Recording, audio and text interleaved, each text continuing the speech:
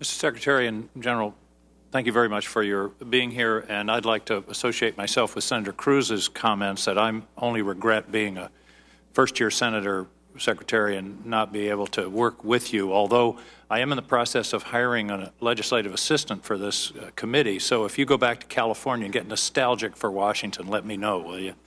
I somehow think that's rather unlikely. Been there, done that. I want to follow up on a question from Senator McCain. The Crete base, I don't know the capacity, but given that was pretty close in terms of transportation time, why was that not an option to get people there faster? Was it a question of who and what is at the Crete base? General Dempsey. The bases that we have in Southern Europe, in the Mediterranean area, are, generally speaking, have aircraft. The first point I made is that it wasn't the right tool for the particular threat we faced.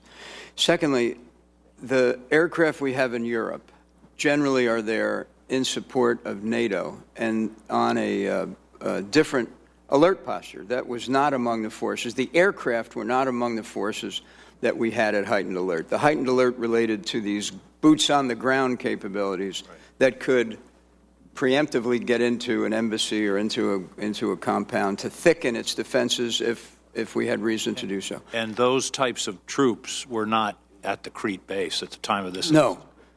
Now, to follow up, you talk about everybody wants a fire station next door. It doesn't work. On the other hand, in this case, as you testified, there was about a 13 to 15-hour practical limitation. I gather since this incident, you're trying to shorten that. Do you have a target? What would we like to be able to do, particularly in these hot spots, which we can identify in advance? Yeah, well, we're not done making adaptations, but what we did initially was take these CIFs, the Commanders in Extremis Forces, and the FASTs, and the standard had generally been N+6, notification +6 to liftoff plus transit time. So we can reduce the alert posture, and we do so, watching not only intelligence, but also watching things like the social media, because sometimes these events crop up out of the social media, believe it or not. And secondly then, but you still can't reduce the transit time. That is the limiting factor in AFRICOM in particular.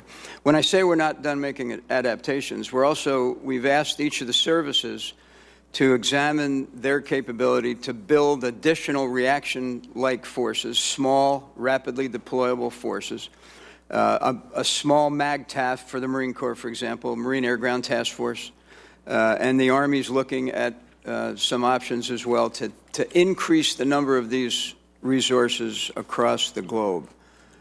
Where the limiting factor, though, will always be basing, especially in AFRICOM.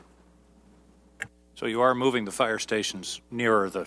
We're trying to build more firemen. The question is whether I can build the stations to house them. Okay, I got it. Secretary Panetta, a question that doesn't really relate to today's discussion, but you're in a unique position. This committee is, as you know, considering a nominee to be your successor, Senator Hagel, and later today I'm going to be at a hearing of the Intelligence Committee talking to John Brennan. Could you give a brief assessment of those two gentlemen and their capabilities and readiness to assume these important positions?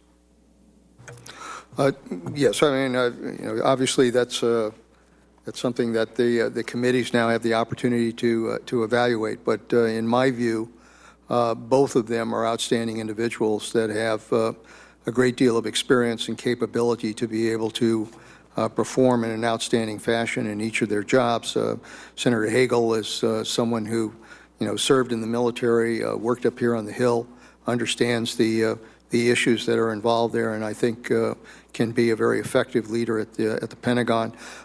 John Brennan is somebody I work with as director of the CIA and continue to work with in this capacity, and I always found him to be very responsible about how we can effectively conduct operations against Al-Qaeda and against those that would attack this country. He is, as somebody said, a straight shooter, somebody who gives you his best opinion. He doesn't play games. He's someone who I think can really honestly represent the best protection of this country in that job. Thank you very much. And I also want to thank you for your forthright comments today about the sequester. Ironically, as I've taken some notes on what you've said and what you said in your statement, it appears that as of today, the greatest threat to American national security is the United States Congress. Thank you, Mr. Secretary.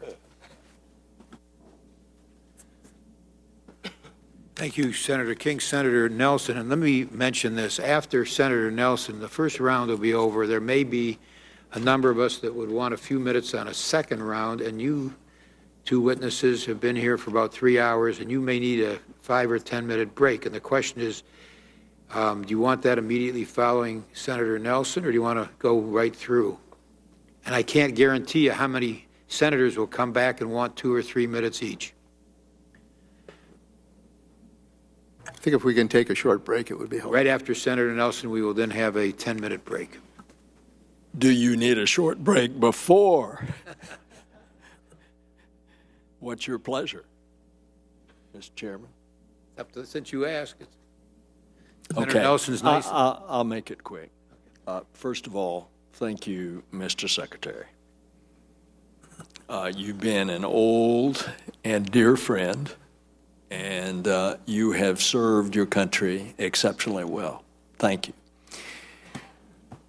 I want to just hit a couple of things because we've had accusations made here that there was 7 hours of warning. The truth is, now,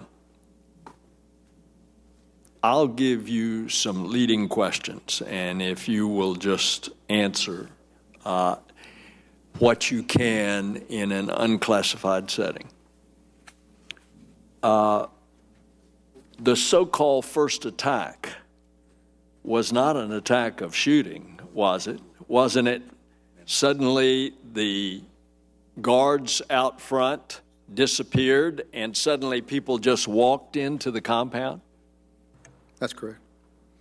And this occurred until someone firebombed the main building which housed the ambassador in the mission. Is that correct? That's correct. And then a response team coming from a nearby location tried to get there one route and determined that route was not the correct one and went another route. Is that correct? Correct. But then they got there, got inside, rescued one of the people, but in the process of getting them out on all of the smoke and the fire, the ambassador was not retrieved from the building. That's right. Okay, and then things stopped. And they stopped for a number, as the rescue team and the survivor retreated to the annex, which was some distance away. I don't recall the amount of distance, but About a couple miles. okay. And so everything stopped. An hour or two later, then there was an attack on the annex. And is it true that the main building at the annex was not penetrated? That's correct. Okay, and then that subsided. Is that correct? That's correct. And then for a period of some 3 hours or more, nothing happened. And then the attack of the mortars, which is going through the roof. That's what killed the two that were there in that building. They were actually on the roof. I think they were actually on the roof, and that's how they got. I see. Well, then that's a lot different from saying that suddenly you had 7 hours of warning. That what appeared to stopped, a retreat to an annex, an attack there that was successfully repelled, and stopped. And then hours later, a mortar attack. So I would, Mr. Chairman, like the record to show that what has been characterized here is in the evaluation of the decision makers about their ability to get a response team in there.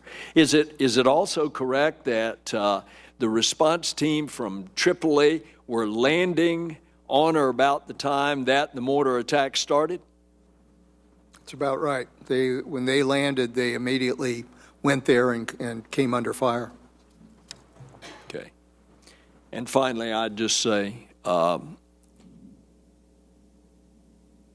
into the sequester to respond to these kind of attacks in the future, and there will be these kind of attacks in the future. Sequester certainly wouldn't put you into a better position in order to respond, would it? Absolutely not. We'd have a hard time trying to provide the resources that we would need in order to be able to do this. Thank you, Mr. Secretary. If I could, just General? I want to make just one comment related to your chronology, because I think it's important. Once we started moving forces, nothing stopped us, nothing slowed us. The only adaptation we thought about making was for a period of time we thought we were going to be entering a hostage rescue because we didn't know where the ambassador was. But once we started forces moving, they didn't slow, they didn't stop. And you didn't know the situation with regard to the ambassador until hours later, when in fact some Libyans had come into that facility and tried to rescue him and found him at that point unresponsive from smoke inhalation. That's right. Okay. Thank you, Mr. Chairman. Thank you, Senator Nelson. We're going to take a 10-minute recess.